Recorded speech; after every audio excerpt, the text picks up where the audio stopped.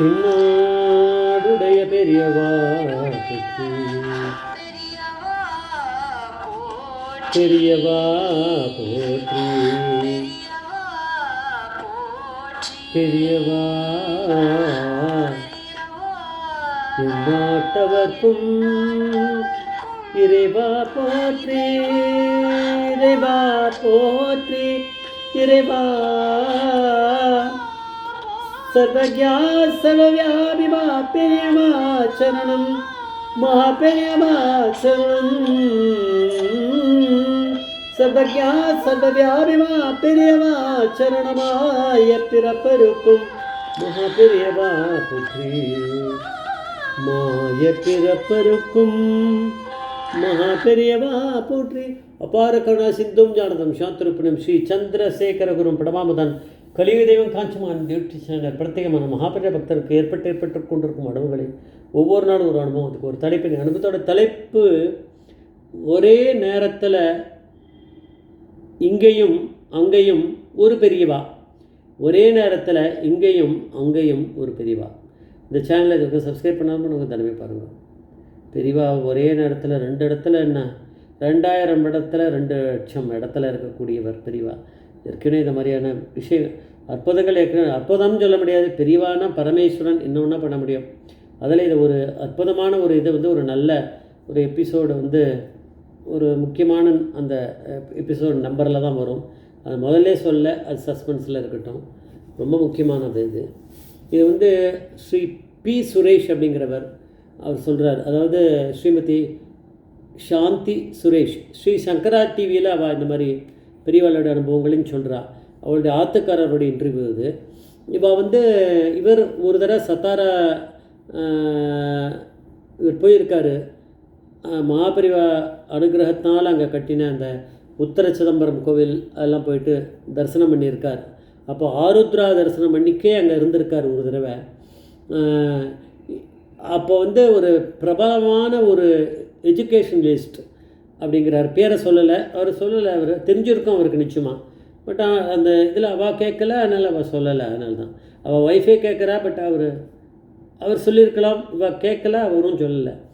அந்த பிரபலமான எஜுகேஷனலிஸ்ட் அவர் கூட பேசியிருந்தாரா, கொஞ்சம் சேட் பண்ணியிருக்கார். அப்போ அவர் ஒரு எக்ஸ்பீரியன்ஸாக இவர்கிட்ட சொல்லியிருக்கார். அது நம்மளுக்கு வருது அப்படின்னா பெரிய அனுகிரகம் இருந்தால் தான் நடக்கும். இது அவர் சொன்னார். அந்த எஜுகேஷனலிஸ்ட்டு 1974 நடந்த ஒரு இது மிரக்கல் அப்படிங்கிறார். மகாபெரிவா சத்தாராவில் இருந்திருக்கார். மகாபெரிவா அப்போ முகாமில் அப்போ பக்கத்தில் கொஞ்சம் தூரத்தில் ஏதோ ஒரு கோவில் மலை மேலே இருக்கக்கூடிய ஒரு கோவில். அந்த கோவிலை கொஞ்சம் புனருத்தாரணம் பண்ணி அதுக்கு கும்பாபிஷேகம் பண்ணுறா. அந்த கும்பாபிஷேகத்தை பெரியவாக இருக்கிறதுனால பெரியவா நடத்தி கொடுக்கணும்னு வேண்டிண்டா. இவர் சரின்னு சொல்லியிருக்கா. மகாபெரிவா சரி, நான் பண்ணி கொடுக்குறேன் அப்படின்னு.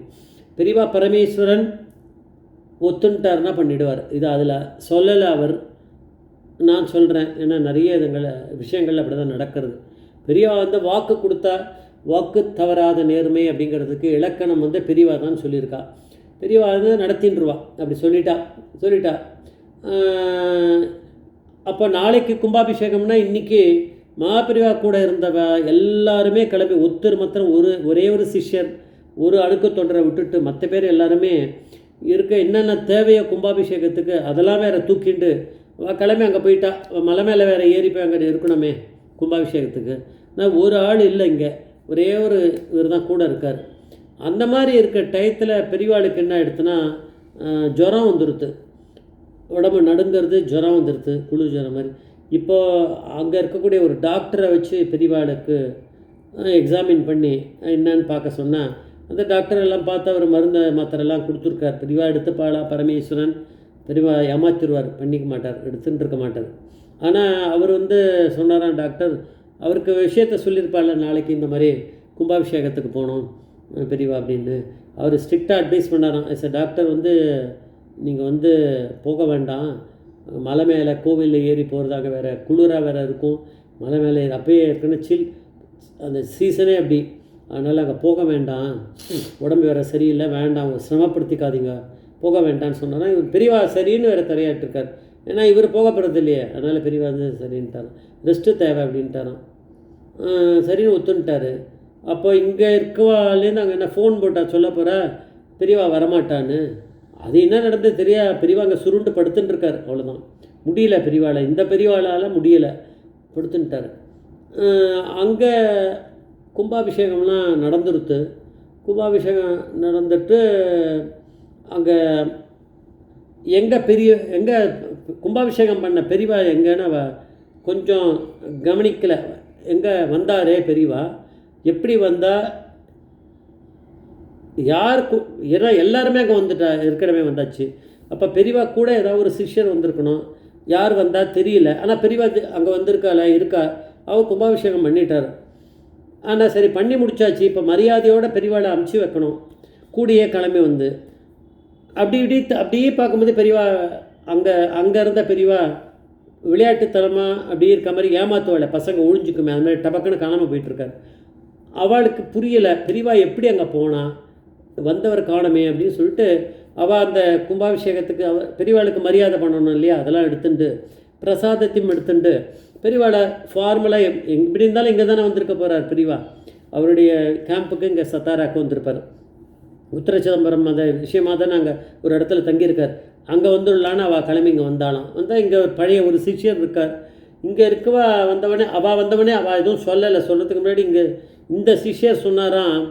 இந்த சிஷ்யரோ இங்கே இருக்க கோவில் ஆட்களோ யாரோ சொல்லியிருக்கா. கோவில் உத்தர சிதம்பரம் பெரியவாளுக்கு ரொம்ப உடம்பு சரியில்லை, ஜுரம். பெரியவா அங்கே சுருண்டு படுத்துன்னு இருக்காராம்.